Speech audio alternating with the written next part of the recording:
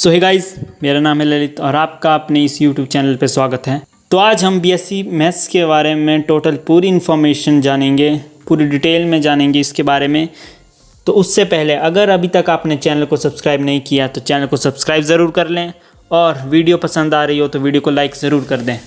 तो चलिए आगे बढ़ते हैं। तो आज हम बीएससी मैथ्स के बारे में पूरी डिटेल इन्फॉर्मेशन जानेंगे।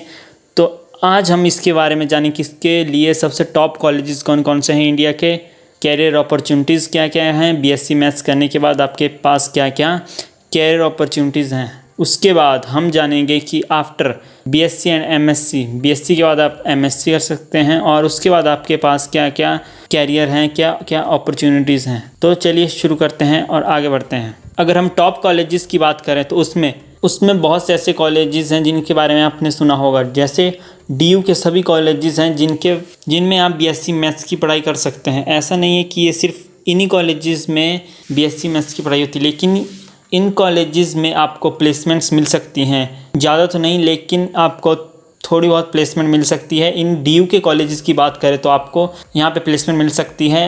यहाँ पे कंपनीज आती हैं, वो आपको प्लेसमेंट देती हैं, वो आपको यहाँ से उठा के ले जाती है। तो ये तो बात होगी। आप देख सकते हैं इन कॉलेजेस के बारे में, इनमें बहुत से कॉलेज जैसे इनमें मैक्सिमम डीयू के कॉलेजेस हैं, हिंदू कॉलेज दिल्ली, आप इनको देख सकते हैं। उसके बाद हम आगे बात करें तो आफ्टर बीएससी हमारे पास क्या क्या कैरियर अपॉर्चुनिटीज़ हैं, हम क्या क्या कर सकते हैं आगे। तो सबसे पहले है आप एमसीए कर सकते हैं। एमसीए क्या होता है, जैसे कि मैंने आपको बीएससी फिजिक्स की वीडियो में बताया था कि एमसीए मतलब मास्टर्स इन कंप्यूटर एप्लीकेशन वो लोग करते हैं जिन्होंने अपनी बैचलर्स डिग्री बीसीए में करी होती है। बीएससी मैथ्स के बाद एमसीए करना चाहते हैं तो इसके लिए आपको कोडिंग आनी ज़रूरी है। आपके लिए थोड़ी बहुत सी लैंग्वेज आना भी काफ़ी है।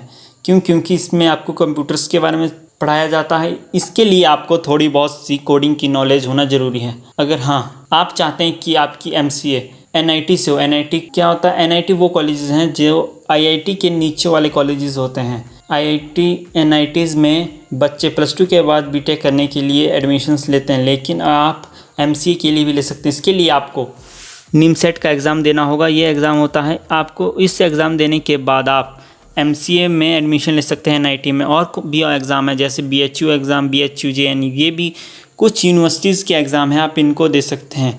अगर आप चाहें तो इन्हीं कॉलेजेस से एमसीए कर सकते हैं। उसके बाद है पीजीडीएमए एंड एमबीए। एमबीए तो आप सभी जानते हैं, एमबीए भी लोग करते हैं अपनी बैचलर्स डिग्री कंप्लीट होने के बाद, चाहे वो किसी भी कोर्सेज में हो, किसी भी फील्ड में हो। पीजीडीएमए क्या होता है, पोस्ट ग्रेजुएशन डिप्लोमा मैनेजर। ये भी पॉपुलर कोर्सेज हैं जो लोग बीएससी या किसी और कोर्सेज को करने के बाद करते हैं। आप भी बीएससी मैथ्स करने के बाद इनको कर सकते हैं। अगर हम टॉप कॉलेजेस की बात करें जिनमें आप एमबीए को कर सकते हैं, उनमें आईआईएम है, एफएमएस एंड आईआईटीज़। आप इनमें पीजीडीएमए एंड एमबीए को कर सकते हैं। आईआईएम में आप एमबीए को कर सकते हैं। ये इंडिया के टॉप कॉलेजेस हैं जिनमें एमबीए की पढ़ाई होती है, मैनेजमेंट की पढ़ाई होती है। आपको अगर आप एमबीए में इनमें आईआईएम में एडमिशन लेना चाहते हैं तो आपको कैट का एग्ज़ाम क्लियर करना होगा, जिसमें आपकी रैंकिंग के हिसाब से आपको आईआईएम में एडमिशन मिल सकता है। इसी के साथ साथ स्टेट्स के कुछ एग्ज़ाम्स होते हैं जो स्टेट यूनिवर्सिटी कंडक्ट करती है, उनको देखे भी आप स्टेट्स की यूनिवर्सिटी में भी एमबीए कर सकते हैं। आप हर स्टेट्स में ऐसा होता है कि अपने एग्ज़ाम होते हैं। उसके बाद अगर हम बात करें, आप एक्यूटेरी में बन सकते हैं।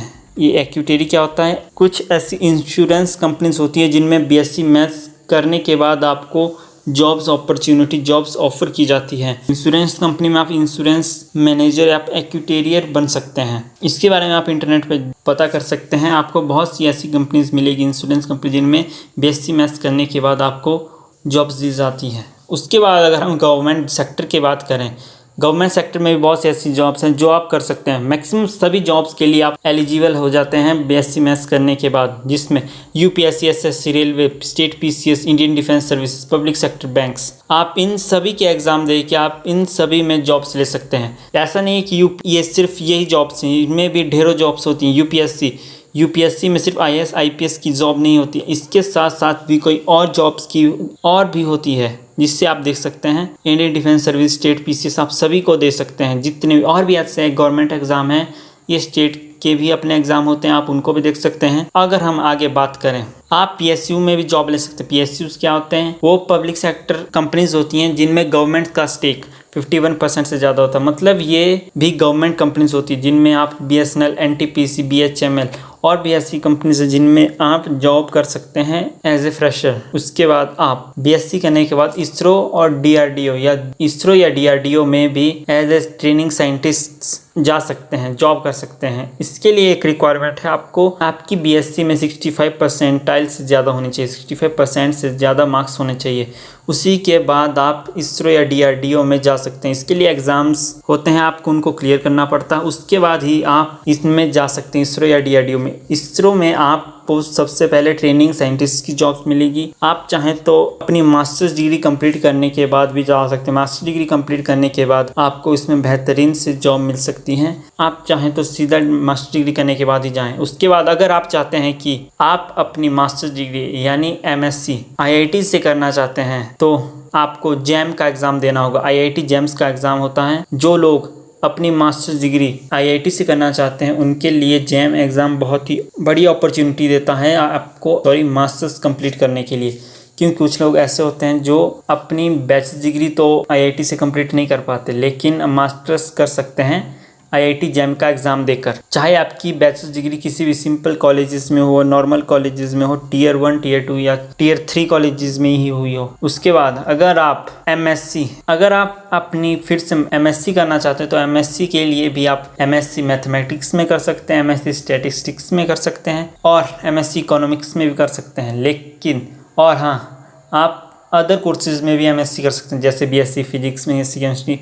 उसके लिए भी आपको एग्ज़ाम देना होगा जिसमें फिजिक्स से रिलेटेड क्वेश्चंस आएंगे, क्वेश्चन पेपर होगा। उसके लिए आपको फिजिक्स से को थोड़ा पढ़ना पड़ेगा, जिसके बारे में भी आप एग्ज़ाम देना चाहते हैं। ये तो हो गए इनके बारे में। आपको इनके बाद भी काफ़ी जॉब्स अपॉर्चुनिटी हैं, आप इंटरनेट पे पता कर सकते हैं, देख सकते हैं। और एक पॉपुलर जॉब होती है, पॉपुलर एग्ज़ाम है यूजीसी नेट एग्ज़ाम। कॉलेजेस में आपको असिस्टेंट प्रोफेसर की जॉब मिल सकती है यूजीसी नेट एग्ज़ाम को क्लियर करने के बाद। तो ये तो हो गई बीएससी मैथ्स या एमएससी के बारे में पूरी इन्फॉर्मेशन।